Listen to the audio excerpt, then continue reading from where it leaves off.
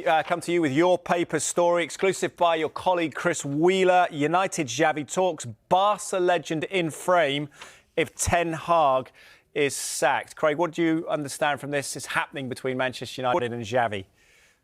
Yeah, well, just to fill you in on the details of the story, Chris, my colleague, is reporting that a United delegation have been over in Spain and Barcelona a couple of times in recent months, and that contact has been made with Xavi Hernandez. Now, the most recent visit was last Thursday. Manchester United's response to that is that a number of high-profile meetings have been taking place over there anyway, because that's where Sir Jim Ratcliffe is. But nonetheless, the story certainly hasn't been denied, and I do think that Manchester United, given how things have played out on the pitch this season, it definitely looks as if they're getting the ducks in a row, so to speak. I mean, for me, it looked like they were getting the ducks in a row in the summer when Ruud van Nistelrooy came in as the assistant manager there, and I think we'd fully expect at some point Ruud van Nistelrooy to be caretaker boss. But would Xavi Hernandez, beyond that, be their pick? Well, he did a decent enough job at Barcelona during testing times as well. Remember, it wasn't an easy period for the club. He won the title 2 seasons ago. He's on the record saying he doesn't want to manage in Spain again. So he's obviously got that ambition to come to the Premier League. Is he the man for United? Well, only time will tell in that regard. But I certainly think if you look at Ten Hag and all of the noises around it, and I know on the record Manchester United are saying that he remains their man, but you've just got to look at the situation then, look what's played out on the pitch this season to believe that surely he will not see out the season. Yeah, Craig, you mentioned flying out to Barcelona, the United delegation. I know Chris Wheeler in his piece here clarifies that to an extent and says that that was partly because Sir Jim Ratcliffe's been based there for the Team America's Cup with Ineos Britannia, the sailing event. From what you've read from this, how close do you think Xavi would be to being the Manchester United manager, or perhaps has it gone away again after the win at the weekend?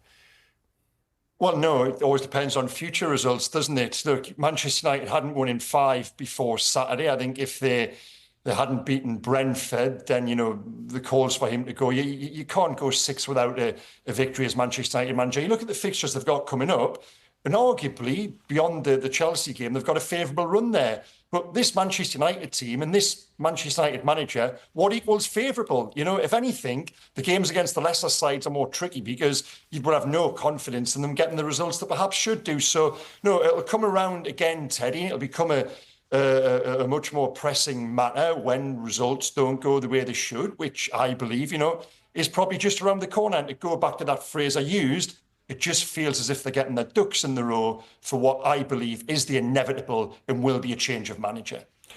Martin, what's your take on it? Any sympathy for Erik Ten Hag that this is playing out in public seemingly once again after what happened in the summer? We saw a very discreet recruitment process by England, didn't we, in contrast? What do you think about the Manchester United manager and how he must feel about all this and how he's been treated? I would have more sympathy if he hadn't spent £600 million on players in his tenure at Old Trafford, and if by now, which we should, if there was a definitive style of play, if we could see the progress, the development, if there was consistency of results, if it wasn't so up and down, if they didn't lose so many games, there would be greater sympathy there then. But he doesn't command, he doesn't look like the Manchester United manager, and as Craig said there, Man United seemed to be doing this in the summer and backed off basically on the result of an FA Cup final win against a very tired Manchester City, and perhaps because of that they lose out on a manager to England. And if you are running a successful business, you do want to know who's coming next.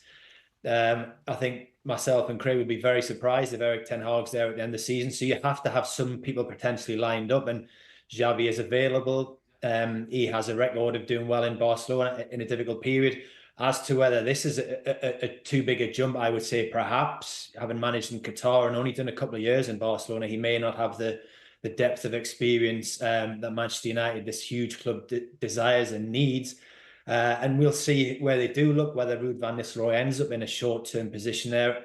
But I'm sure we're going to talk about Aston Villa in the rest of the programme. And there's a manager there, Unai Emery, who's won 4 European competitions, just seems to have absolutely completely altered the players inside Villa Park, the mood at the club.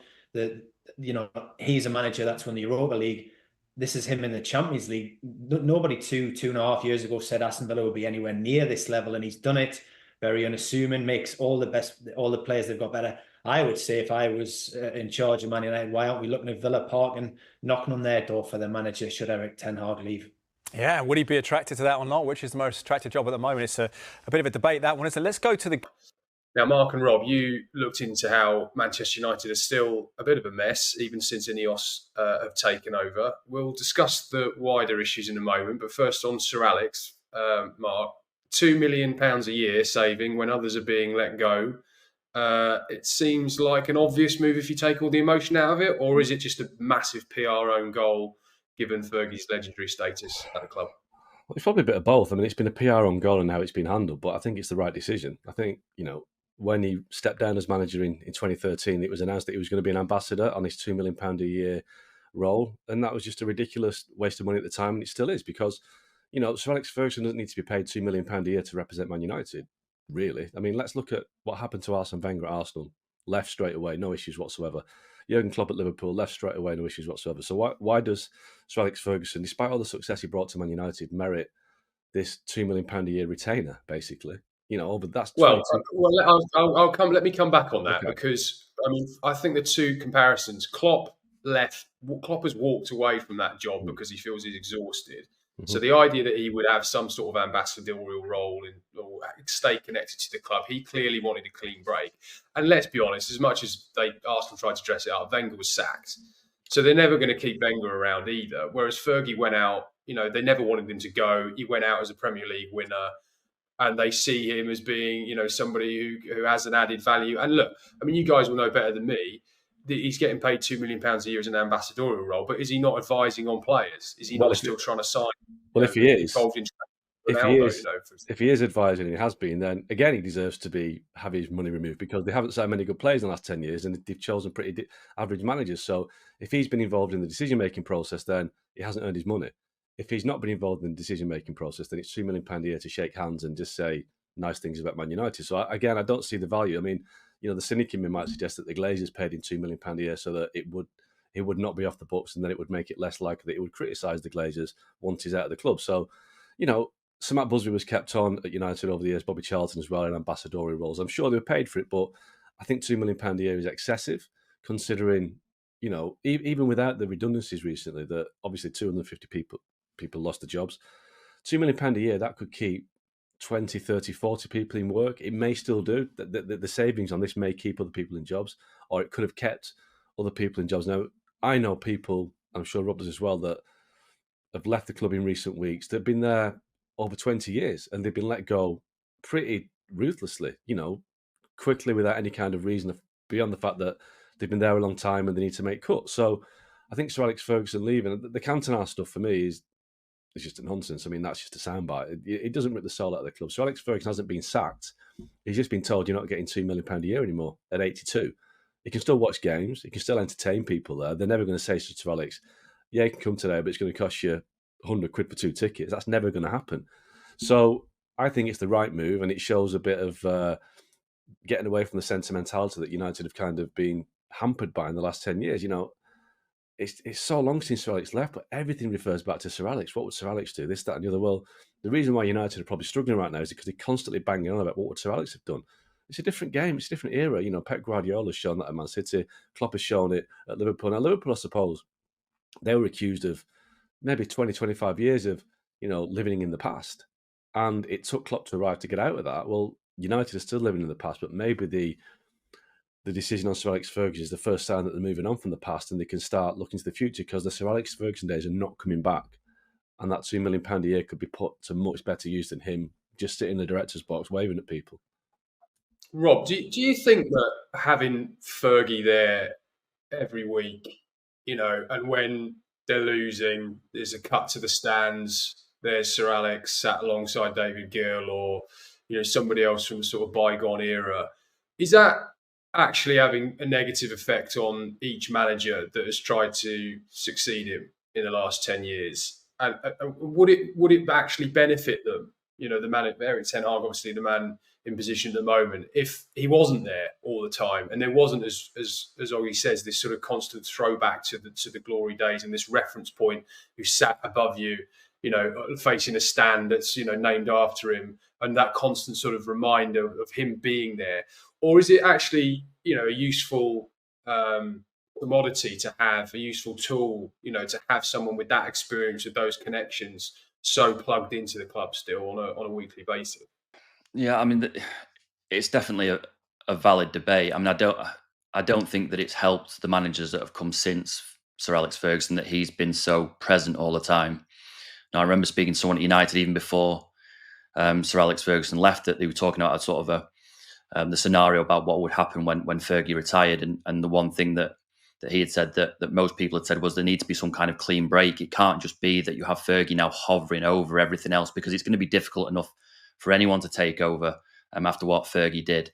But then to have him sort of sat behind you when things aren't going well was always going to be difficult. And I've seen similar situations, on a smaller scale at lower league clubs where a manager's moved on to a different, job, but just kept coming back and, sat in the director's box behind this new manager. It just doesn't help. And there was a situation under Solskjaer, I think, where Solskjaer had dropped Ronaldo for a game against Everton, and they'd drawn, and then someone had there was a video clip of the director's box where someone had asked Fergie about the decision, about Solskjaer's decision to drop Ronaldo, and Fergie just off the cuff had said something like, "Oh no, you can't do that. You always have to pick your best players." And then this clip gets out in the media, and it becomes this huge storm. Then that Solskjaer is then asked in his next press conference about, Fergie didn't really like that decision. What do you think? And then Solskjaer is immediately on the back foot because you can't criticise Fergie, but he's kind of got to stand up for his own decision. It just creates this thing around that you just don't really need. And I think Fergie has been useful since he's retired in terms of, he meets a lot of young players. He is still a draw. It's still, a big deal for these young players to come and meet Fergie and learn about the club that Fergie essentially built. Rob, just on that, 80s. Just on that, which of those players that he's met have actually delivered? So he didn't get Jude Bellingham over the line. They didn't sign Erling Haaland. So the two ones that they would have wanted, they didn't get. So I kind of take exception a bit to that. I don't really see what Sir Alex Ferguson's brought to Man United in the last 10 years.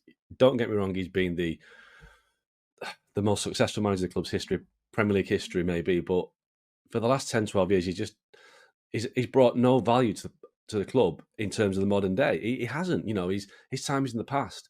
And I remember the David Moyes season, and obviously it was a bad season, but every time they had a setback, Fergie was sat in the director's box, the cameras were panning for a reaction. And that isn't his fault, but it certainly didn't help David Moyes. And you'd have thought maybe, I know he went on a cruise for about 3 months, so he'd stay at the picture, but he came back, and you'd have thought that he might have thought, something, I'm just going to stay away for a couple of years because my presence here is not going to be helpful. He wouldn't have liked it. He wouldn't have liked, an old predecessor hovering over his shoulder. It's just, he'd be the first one to clear it out. So, and I think a lot of people that aren't kind of aligned to Man United don't understand that Sir Alex Ferguson is not a universally popular figure amongst Man United fans. A lot of Man United fans still blame him for the Glazers taking over the club. So, Sir Alex Ferguson was embroiled in a situation with the owners of a racehorse, the Rock of Gibraltar, maybe 25 years ago. And it got very nasty to the point where, John Magnier and JP McManus, the owners, started buying up shares in Man United to put pressure on Sir Alex Ferguson to back off his decision to try and chase ownership of this horse.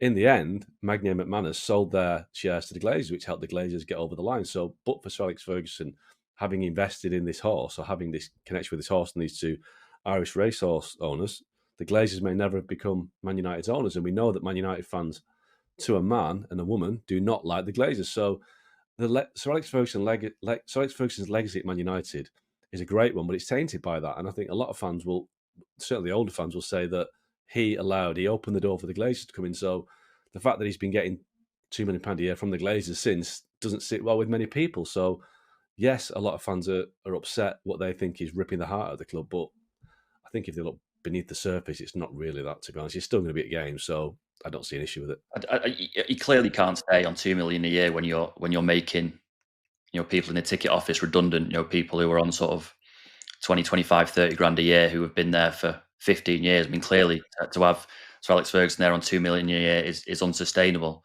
I think a lot of fans maybe would have, in a perfect world, obviously, like, you don't have to make that big a decision. I think perhaps that the reason they are making that decision is evidence of how bad the financial situation is at Man United. The Ineos and Sir Jim Ratcliffe are having to come in and cut a lot of costs. They did have a bloated workforce. They are making a loss. They make these huge revenues, but are still reporting losses. There is an awful lot of work to do there at Man United, really dirty work. No one wants to make people redundant, I don't think. No one enjoys it, clearly. But these are decisions that have to be made, because the end goal of the Ineos regime is to get United back to the top of English and European football. And I think, perhaps they underestimated the task when they first became interested in Man United. I think that, having been there for a couple of months, they've seen how bad that financial situation is. And,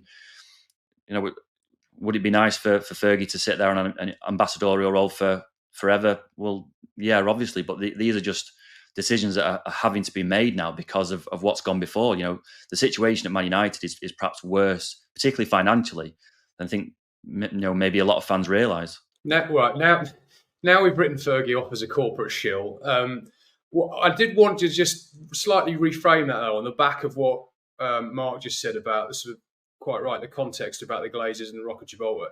Do you think there's any part of this that is a little bit of a power play from Ineos, in terms of, if we're saying that effectively Fergie had kind of free reign to come and go as he pleased on his $2 million a year, and the Glazers, gave him that freedom, because that's sort of the argument, isn't it? That the trade-off here was that the Glazers came in, and yes, they took over the club, but they kind of left Fergie to kind of run it how he wanted to run it.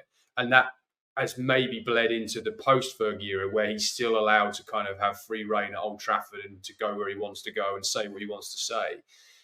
Is this Ineos kind of clipping his wings because they're still trying to wrestle control of the club at all levels from the Glazer era, and kind of consign that Glazer era to history? I think Ineos have basically wrestled the control of the club from the Glazers anyway. When they completed their investment, it was sold as they were running football operations. Well, by making people redundant in the club is way beyond football operations. Their remit seems to cover everything. So they seem to have taken a grip of it all, and the Glazers appear to be quite happy to sit back and just watch it happen, and be absolved of the blame a little bit, and just watch the club grow in value as over the years it will do, whether it's successful or not. So what I do think is that, Sir Jim Ratcliffe told Sir Alex Ferguson face to face, so it was done properly. I just think it's a case of, look, the whole club has had to have a complete reset, and they've looked at every aspect of what's been going wrong, what's been going right. And it's just an anomaly that this ex-manager that's been retired for over 10 years is still getting paid £2 million a year. And it's like, this has to stop. An ambassador doesn't really do much for the Man United. We all know that Sir Alex Ferguson's the greatest manager the club's ever had, and a great ambassador for the Premier League. But I think Ineos have done the right thing, and I'm not quite sure it reflects on the Glazer ownership. He probably just says that it shines a light on what the Glazers wasted, from Ed Woodward onwards, that if they've wasted £2 million a year on Sir Alex Ferguson, we know that they wasted a lot of money on dividends to the Glazer siblings that were owned, that were directors, and interest payments over the years. You're probably looking at about between 50 and 100 million pounds that's gone out of the club due to the Glazer ownership for different reasons, and the Ferguson money is a small fraction of that. But if Ineos are going through that with a fine-tooth comb and plugging all those gaps, then fair play. That's what they need to do. And like Rob says, for Man United to be in a financial situation, considering how much money they make, is ridiculous. And Ineos have to find a way to plug those gaps. But again, points made by fans who were angry at this, and some supportive of it, will say that you're laying people off. You're laying people off that are on 25, 30 grand a year. That's normal jobs. At some point, a lot of the players are going to be looking at their wages and think, am I earning this? And probably not. So it's the players that now have to deliver, because a lot of those are on vastly inflated wages, again, due to the Glazer largesse. And some of the players have been quite embarrassed by some of this. In the way Ineos have badged this is that all of these cost-cutting measures, the aim of everything that they've done is to improve performance on the pitch. So every time that they've done these round of redundancies or delivered bad news, it's always been about, this, we have to do this because we need United to win the Premier League again and win the Champions League. And it's not gone unnoticed within the squad. A lot of the squad are a little bit embarrassed that, basically they're being made to feel like they're the beneficiaries of all these people being made redundant. And the big elephant in the room with all of this is that the players haven't performed. Players on huge salaries, on huge contracts, just haven't performed. And there are a lot of Man United, of the workforce, particularly those who have been made redundant, saying, well, why are you looking at my 30 grand a year wage when you've got Anthony, say, on 90 grand a week, who has come in for 100 million euros, who clearly hasn't performed. Maybe you should be looking at that area instead of looking at the ticket office or the media department or the marketing people. And it's a valid point. United have wasted an awful lot of money over the years. The workforce has been a little bit bloated, and perhaps they have hired too many people for jobs that could be done by sort of one or two people. That's probably fair enough. But also, you need to look at the squad. So much money has been wasted on really poor players who haven't performed. The reason Man United haven't been good for the last 10 years is not because they've had 3 too many people in the ticket office. It's because they've wasted money on really average players who haven't performed. And that's an issue that they're still dealing with now. You can make Fergie redundant or axe his ambassadorial role as many times as you want. But you need to look at the squad, and you need to get value for money in the players that you're buying, because that's the biggest reason Man United have been poor for the last 10 years. It's nothing to do with the ticket office. It's to do with the players they've signed, the money they've wasted, the players who have come in who are just not at the right standard. Until that's fixed, United are still going to run into problems.